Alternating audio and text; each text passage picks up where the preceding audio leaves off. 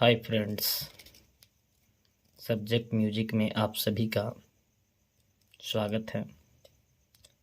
आज मैं आप लोगों को क्लास 11th एक्सरसाइज 5.1 का क्वेश्चन नंबर 1 बताने जा रहा हूँ। इस क्वेश्चन को बहुत सारे शिक्षक पढ़ा चुके हैं, परंतु इसमें समस्या ये आती है कि बच्चे लोग इस आई को देखकर ये समझ नहीं पाते हैं कि आखिर इसका मतलब क्या है। बनाना तो एकदम से आसान है, लेकिन बहुत सी चीज़ें इसमें ऐसी है जो बहुत से लोगों को समझ में नहीं आता है। तो हम आप लोग को पूर्ण रूप से क्लियर करने का प्रयास करेंगे। आप लोग देख पाएंगे कि कहीं पर भी अगर आपको आई लिखा हुआ रहे तो इसका मतलब होता है आयोटा। क्या होता है? आयोटा, जिसको अंग्रेजी में IOTA के रूप में लिखा जाता है, और ये संकेत करता है कि ये इमेजिनरी नंबर है। इमेजिनरी नंबर, इमेजिनरी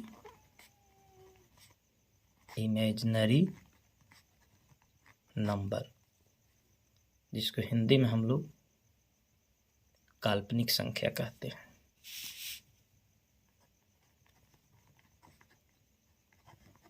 काल्पनिक संख्या। तो देखिए, आइए सबसे पहले क्वेश्चन समझते हैं कि क्वेश्चन क्या रहा। क्वेश्चन में है एक्सप्रेस करना है। Express each of the complex number given in the exercise 1 to 10 in the form a + ib। अर्थात ये जो आप नीचे देख पा रहे हैं 5i × -3/5i, इसको a + ib के फॉर्म में व्यक्त करना। एक्सप्रेस मैंने होता है व्यक्त करें, और नीचे आप देख रहे हैं कि लिखा हुआ है कि each of the complex number given in exercise 1 to 10। इसमें 1 से 10 तक का क्वेश्चन है। हम क्वेश्चन नंबर 1 लिखे हैं, तो 1 से 10 तक के प्रश्न को सम्मिश्र संख्याओं में, सम्मिश्र संख्या किसको कहते हैं? कॉम्प्लेक्स नंबर का हिंदी होता है सम्मिश्र संख्या। कॉम्प्लेक्स नंबर, इसको हिंदी में कहते हैं सम्मिश्र संख्या। बहुत सा बच्चा ये नहीं समझ पाता है कि ये कौन संख्या है, इसको हिंदी में क्या कहते हैं। चलिए पूरे अच्छे से हम समझा देते हैं। इसको कहते हैं सम्मिश्र संख्या। तो क्वेश्चन कह रहा है कि प्रश्न संख्या 1 से 10 की सम्मिश्र संख्याओं को,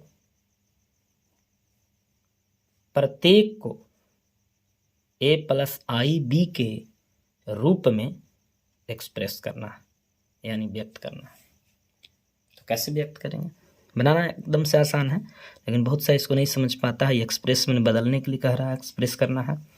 कॉम्प्लेक्स नंबर है, सम्मिश्र संख्या है, और दिया हुआ है, ये जो दिया हुआ है इस एक्सरसाइज में 1 to 10 तक का क्वेश्चन है, 1 से 10 तक का क्वेश्चन है, उसको a + ib के फॉर्म में व्यक्त करना है।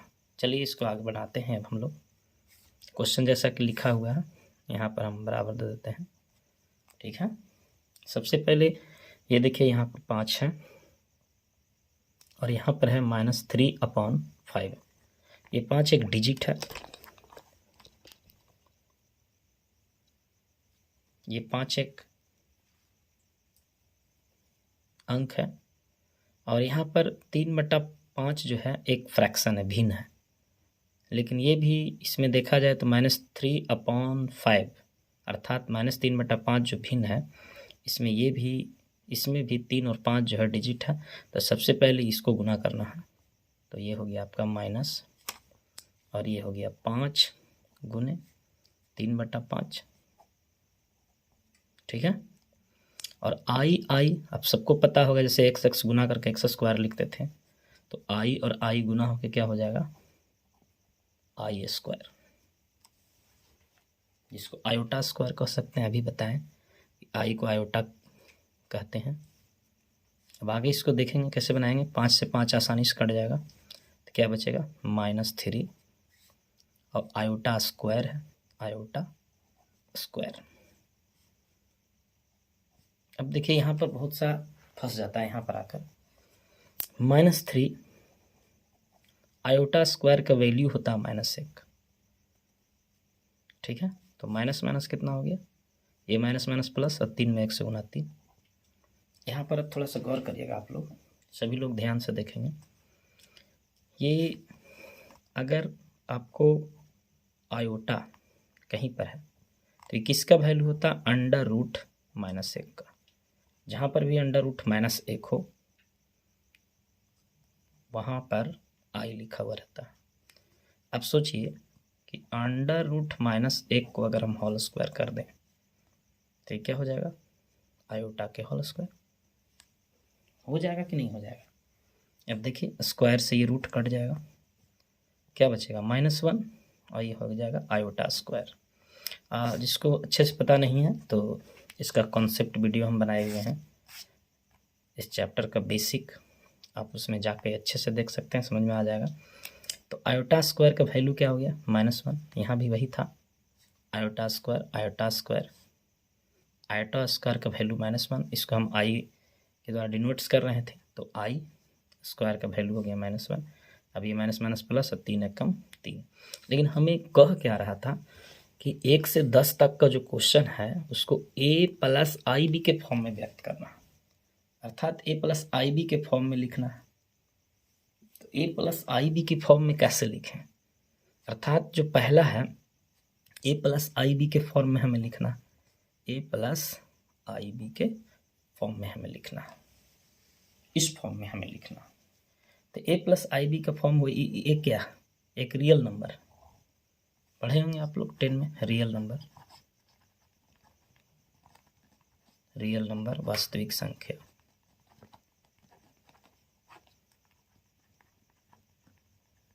जो नहीं जानते हैं उसके लिए भी बता देते हैं कि जो रियल नंबर होता है वो 2 संख्या से मिलकर बनता है। कौन कौन, तो एक हो गया रेशनल नंबर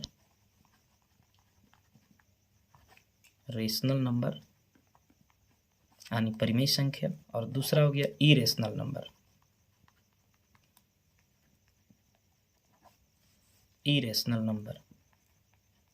तो रेशनल नंबर और इरेशनल नंबर से मिलकर वास्तविक संख्या बनता है। अब यहाँ पर क्या है कि अगर एक वास्तविक संख्या, एक रियल नंबर और एक इमेजिनरी नंबर यानी काल्पनिक संख्या अगर मिल गया तो फिर कॉम्प्लेक्स नंबर बन जाएगा। जैसे यहाँ a+ib के फॉर्म में हमें लिखना है, तो ये ध्यान हम लोग ये रखेंगे, सिर्फ इतना बात अगर ध्यान रखेंगे a+ib के फॉर्म में कि ए जो है ये आपको रियल नंबर के फॉर्म में है, और ये आई जहाँ पर भी आ गया वो आपको इमेजिनरी फॉर्म के रूप में है।